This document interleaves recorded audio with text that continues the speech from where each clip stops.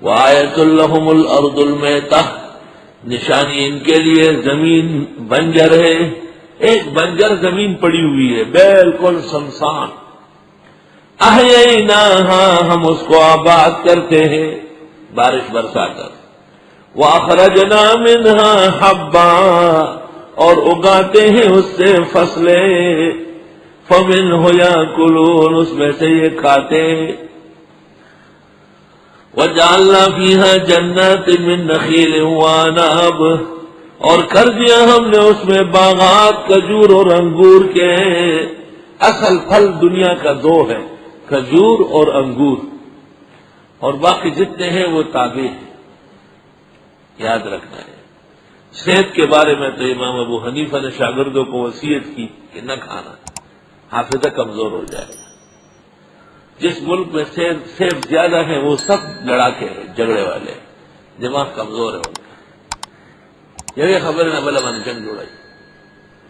پھر علماء نے اس میں تعویل کی کہ شاید کچے سیب سے منع کیا، کیونکہ کچے سیب میں اثر ہے، اور جس نے آم کو پھلوں کا سردار کہا ہے اس کے باپ پر لعنت ہو، اس جیسے خراب کائنات میں پھل نہیں ہے، جس نے آم کو پھلوں کا سردار کہا اس جیسے بے وقوف انسان نہیں۔ پھلوں کے سردار تو کھجور اور انگور ہے جس پر قرآن فخر کرتا ہے، آم کیا ہے؟ بلڈ پریشر اور شوگر والوں کے لیے کینسر ہے، اور تمام دل کے ڈاکٹر متفق ہے کہ آم کے موسم میں ہمارے 90% دل کے مریض چلے جاتے ہیں قبرستان کی طرف سیر سپاٹے کرنے کے لیے، کیونکہ وہ میٹھا پھل ہے اور اس میں بہت زیادہ طاقت ہے اور سب چیزیں ہیں۔ جنت کا پھل خربوزہ ہے۔ آدم علیہ السلام جب جنت سے نکالے گئے زمین پہ آئے اور توبہ قبول ہوئی 40 سال بعد، اللہ تعالیٰ نے کہا کیا پھل چاہیے؟ کہا ایک خربوزہ تو بھیجو، تو اللہ تعالیٰ نے خربوزہ بھیجا۔ حضرت نے ایسا کر کے لیا تو کہتے ہیں جس خربوزے پر نشان ہے نا 10، وہ اصلی نسلی خربوزہ، وہ خامخواہ میٹھا ہوگا، خوشبوناک ہوگا۔ اور معبرین کہتے ہیں کہ خواب میں خربوزہ دیکھنا دونوں جہانوں کا فائدہ ہے، دونوں جہانوں کا فائدہ ہے، علم کا بھی اور دنیا کا بھی ہے۔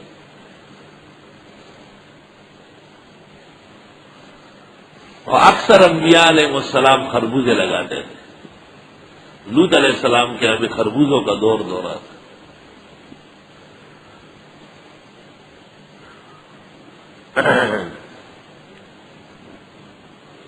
اور ہم نے پیدا کیا ان میں باغات کھجور و انگور کے، وفجرنا فیہا من العیون، اور ہم نے چلا دیے اس میں چشمے، لیاکلوا من ثمرہ، کہ کھائے اس کا پھل، وما عملتہ ایدیہم، اور وہ جو بنایا ان کے ہاتھوں نے، محنت مشقت تو کی ہے، یا یہ کہ ان کے ہاتھوں نے کیا کیا ہے، ہم نے پیدا کیا ہے۔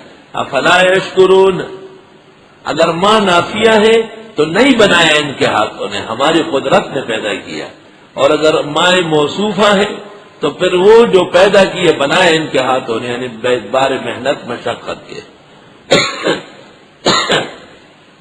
سبحان الذی خلق الازواج کلھا، پاکی ہے اس کے لیے جس نے پیدا کیے اناج ہر طرح کے، مما تنبت الارض، جس کو اگاتی ہے زمین، کوئی ایک چیز ہے، ومن انفسہم، خود ان کے جیوں میں سے، ومما لا یعلمون، جن کو یہ جانتے تک نہیں ہیں۔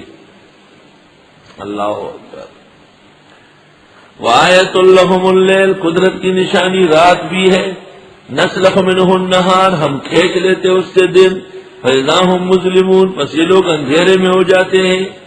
روشنی کے ایک چادر ہے دن، وہ کھینچ لیتے ہیں تو رات اندھیری ہو جاتی ہے۔ والشمس تجری لمستقر لہا، سورج چل رہا ہے اپنے محور کے گرد۔ یہ کہتے ہیں زمین چل رہی، قرآن کہتے ہیں سورج چل رہا۔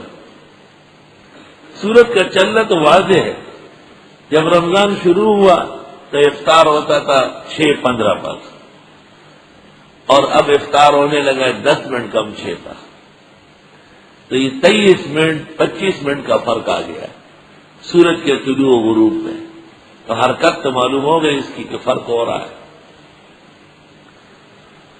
والشمس تجری لمستقر اللہ. صحیح مسلم کی حدیث میں ہے روزانہ جب سورج نکلتا ہے مالک العرش کے سامنے سجدہ کرتا ہے. اجازت ملتی ہے تو اگلے دن طلوع ہوتا ہے. قیامت کے قریب جب سجدہ کرے گا تو اجازت نہیں ملے گی. فرجعت القہقرہ تو واپس پلٹ جائے گا قیامت پائے گا. اور تفسیر بیضاوی میں قاضی ناصر الدین نے لکھا ہے والشمس تجری والشمس تسجد لمستقر لها لمنشئها وخالقها. مستقر کے معنی پیدا کرنے والا، نشوونما کرنے والے یعنی اللہ تعالی.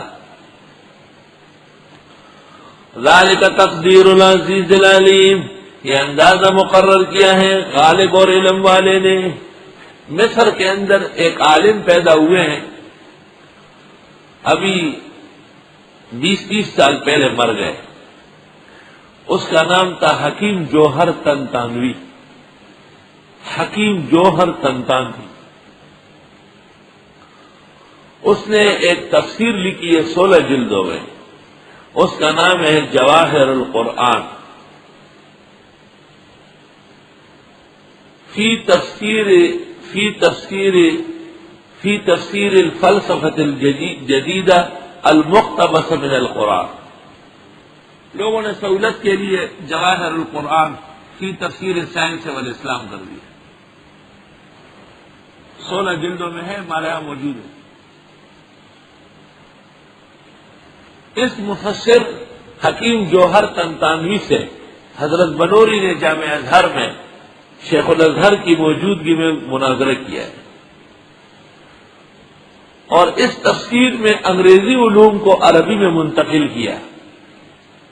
اور حضرت نے فرمایا کہ احسان کیا ہے آپ نے کہ بوجہ انگریزی نہ جاننے کے علماء ان سے دور تھے، آپ نے قریب کیا، لیکن آپ نے سائنس کے مفہوم کو قرآن کی تفسیر قرار دے دیا، جبکہ سائنس کا مفہوم بدلتا ہے. جو آج ہے وہ 100 سال بعد نہیں ہوگا، تو گویا قرآن کا مفہوم غلط ہو جائے گا. آپ کو چاہیے تھا کہ اس میں احتیاط کر لیں. حضرت مولانا رحمت اللہ علیہ سے کہنے لگا واللہ الآن افہم منک معنی ھذا الحدیث، آج میں یہ تفسیر سمجھ رہا ہوں.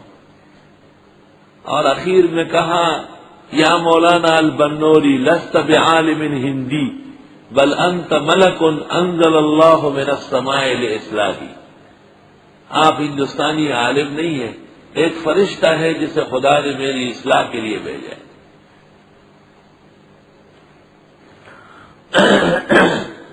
ذالک تقدیر العزیز العلیم والقمر قدرناہ منازلا، اور چاند کے مقرر کیے ہم نے ٹھہراؤ. چاند کی بھی دن مقرر ہے، آج پہلی رات ہے، آج دوسری رات ہے. اور جب چاند لوگوں کے گھروں میں آ جاتا ہے تو رویت ہلال والوں کو نظر آ جاتا ہے. رویت ہلال والوں کے لیے کوئی خاص قسم کا چشمہ بنانا پڑے گا. کائنات کے اندھے اور ٹٹو، نہ چاند نظر آتا ہے ان کو، نہ ان کی آنکھ صلاحیت رکھتی ہے. جو لوگ دیکھ لیتے ہیں ان پہ خفا ہوتے ہیں. چاند دیکھتے ہیں صبح سرحد میں، اور سرحد والوں کی گواہی نہیں مانتے.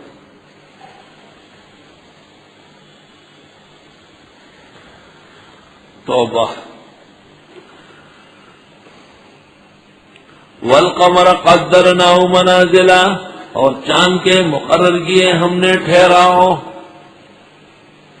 حتی عادا، یہاں تک کہ ہو جاتا ہے کالعرجون القدیم، جیسے پرانی شاخ ہو کھجور کی. ارجون الغصن القدیم من التمر من النخل، کھجور کے درخت کی پرانی ٹہنی باریک ہو جاتا ہے.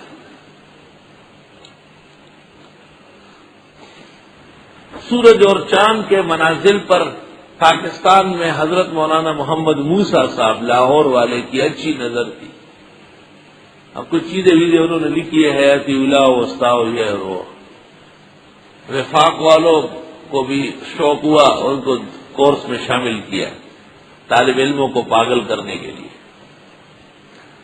وہ خود مولانا موسیٰ کی زندگی میں ان کے ہر کتاب کا ان کو اردو میں ترجمہ کرنا پڑا.